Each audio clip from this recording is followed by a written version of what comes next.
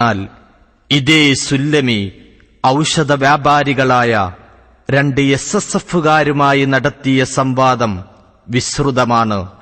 അതിൽ ഫത്ഹുൽ ബാരിയുടേതെന്നു പേരിൽ ഇബ്നു ബാസിന്റെ ഇബാറത്ത് വായിച്ച് കളവ് നടത്തിയ മൗലവിയെ കയ്യോടെ പിടികൂടുന്നത് ശ്രദ്ധിക്കുക. ഇബ്നു ഹജറുൽ അസ്ഖലാനി തന്റെ ഫത്ഹുൽ ബാരിയിൽ ഈ സംഭവം രേഖപ്പെടുത്തിക്കൊണ്ട് പറയുന്നു, ഹാദൽ അത്റു, ഈ സംഭവം അലാ ഫർളി സുഹത്തി അദീതല്ല. ഈ സംഭവം നബി സല്ലല്ലാഹു അലൈഹി വസല്ലമ തങ്ങളുടെ മരണം കഴിഞ്ഞിട്ട്, വഫാത്ത് കഴിഞ്ഞിട്ട് എത്രയോ കാലം കഴിഞ്ഞതിന് ശേഷം നടക്കുന്ന ഒരു സംഭവമാണ്. ഇത് അത്തർ, ഈ അത്തർ സഹിയാണെന്ന് സങ്കല്പിച്ചാൽ തന്നെ കമാ ഖാല ശാരിഉ ലൈസ ബിഹുജ്ജ, അതൊരു പിന്നെ മൗലവി സാഹിബ് ഇവിടെ ഇബാറത്ത് വായിച്ചു പച്ചക്കള്ളം പറഞ്ഞു പറഞ്ഞു നിങ്ങളെ. അത് എവിടെ ഫത്ഹുൽ ബാരിയിലുണ്ട്, ഞങ്ങൾ എത്തുന്നത് എടോ ഏതോ വഹാബി ചോദ്യം എഴുതി കൊടുത്താൽ ഇവിടെ വരണ്ട്. ഇത് അത് അപ്പൊ അതുകൊണ്ട് ഇത് ഇസ്തിഹാദ് ശിർക്കാണെന്ന് പറഞ്ഞാൽ ആ സംഭവം ഫത്ഹുൽ ബാരി കാണിച്ചു തന്നു. ഇവിടെ തീരുമാനമാക്കാൻ അല്ല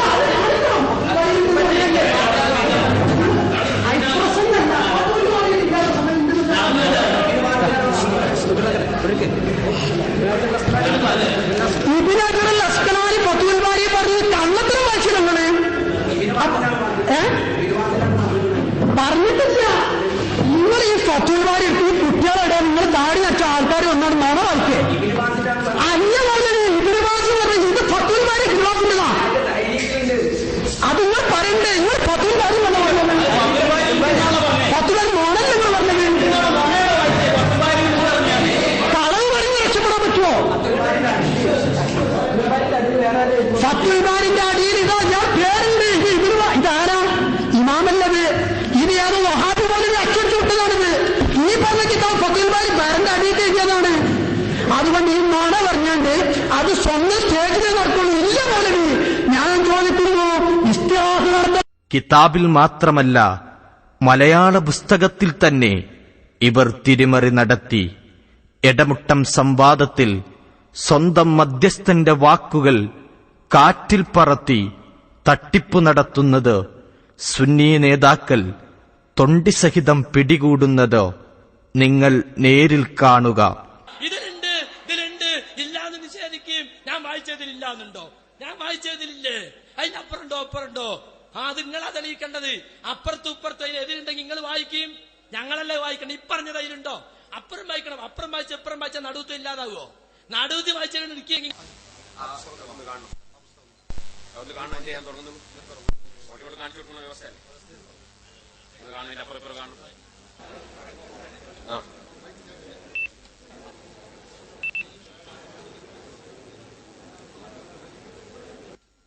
വിശ്വാസ പ്രമാണങ്ങളിൽ ഉറച്ചു നിൽക്കുന്ന ഒരു സത്യവിശ്വാസി യാതൊരു കഴിവും കാര്യവും അല്ലാഹു തആല അല്ലാതെ മറ്റാർക്കുമില്ലെന്നും ഏതുവിധ സഹായമായാലും അള്ളാഹുവിന്റെ അടുക്കൽ നിന്ന് മാത്രമാണെന്നും ഉറച്ചു വിശ്വസിക്കുന്ന ഒരു സുന്നി.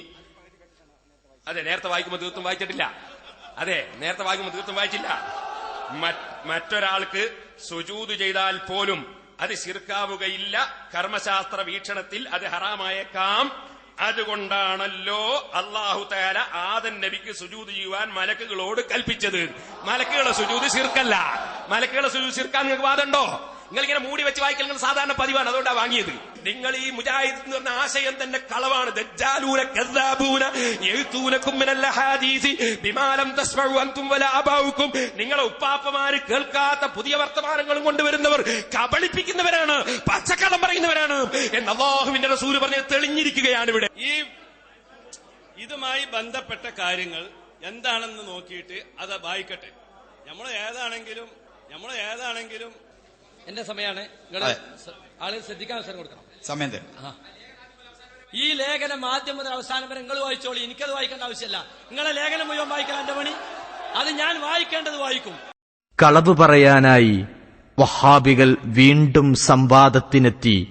കോട്ടക്കലിൽ ഗതിമുട്ടിയ മൗലവി സുന്നീപക്ഷത്തെ തന്റെ റൂട്ടിലേക്ക് കൊണ്ടുവരാനായി പെരുങ്കള്ളം കാച്ചി. ലക്ഷ്യം എന്ന് നിങ്ങൾ പറഞ്ഞു. അത് തന്നെ ഈ പരിപാടിയുടെ ഏറ്റവും വലിയ വിജയമാണ്. അത് ഇസ്തിഹാസക്ക് തെളിവല്ല, അത് വേറെ വിഷയമാണ് എന്ന് നിങ്ങളുടെ വിഷയാവതാരകനെ കൊണ്ട് പറയിപ്പിച്ചത് തന്നെ. ഞങ്ങൾ എവിടെ പറഞ്ഞു ആ കേസറ്റ് ഇടണം, അല്ലെങ്കിൽ ഞങ്ങൾ പുള്ളി പറയാൻ പറ്റില്ല. ഔദു ബികലിമാത്തില്ലാഹി താമ്മാത്തി തെളിവല്ല എന്ന് ഞങ്ങൾ ഇവിടെ പറഞ്ഞു. നിങ്ങൾ ഓഡിയൻസിൽ ഞാൻ പറയാം. നിങ്ങൾ നന്നായി വരുന്നുണ്ട്, വേം പറയും. നിങ്ങൾ കളവ് പറയാൻ തുടങ്ങിയിട്ട് കാലം കുറയായി. ആ കേസറ്റില്ല ഇവിടെ. ഔദു ബികലിമാത്തില്ലാഹി താമ്മാത്തി. അതെ അതെ അതെ. ഇപ്പൊ ഇവർക്ക് മുന്നും പിന്നെ തന്നെ തിരിച്ചറിയണില്ല. പിന്നിൽ ആൾക്കാരുണ്ട്, മുന്നിലാളുടെ മൗലവി അതും അറിയില്ല. എന്താ ചെയ്യാ ഈ രൂപത്തിലായാലും. അപ്പൊ അതുകൊണ്ട് കളവ് പറയാം. എന്താ ചെയ്യാ, കളവ് പറയാൻ പറ്റില്ലല്ലോ. ഔദു ബികലിമാത്തില്ലാഹി താമ്മാത്തി ഞങ്ങൾ അങ്ങനെ പറഞ്ഞു. ഇവിടെ അത് തെളിയിക്കണം ഒന്ന്, അല്ലേ? അത് തെളിയിക്കും നോക്ക്. പിന്നെ വാക്യം ഞങ്ങൾ ഉദ്ധരിച്ചിട്ടില്ല. ഔദു ബികലിമാത്തില്ലാഹി താമ്മാത്തി ഞങ്ങൾ ഉദ്ധരിച്ചിട്ടില്ല. അത് തെളിവല്ലാത്തതുകൊണ്ടല്ല, ഞങ്ങളുടെ കയ്യിൽ എത്ര തെളിവുണ്ട്. പക്ഷേ അന്ധവിശ്വാസികളും മുഖല്ലിദുകളുമായ സ്വന്തം അണികൾക്ക് മുമ്പിൽ മാത്രമേ കളവുകൾ വിലപ്പോവുകയുള്ളൂ എന്ന കാര്യം മൗലവി ഓർത്തില്ല.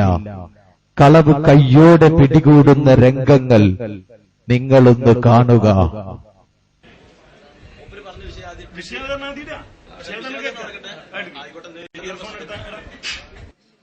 കാരണം നിങ്ങൾക്ക് ഈ ചോദ്യങ്ങൾക്ക് ഉത്തരവില്ല, തെളിവില്ല എന്ന് ജനങ്ങളെ ബോധ്യപ്പെടുത്താൻ തന്നെയാണ് ഞങ്ങളുടെ ഏറ്റവും പ്രധാനപ്പെട്ട ലക്ഷ്യം.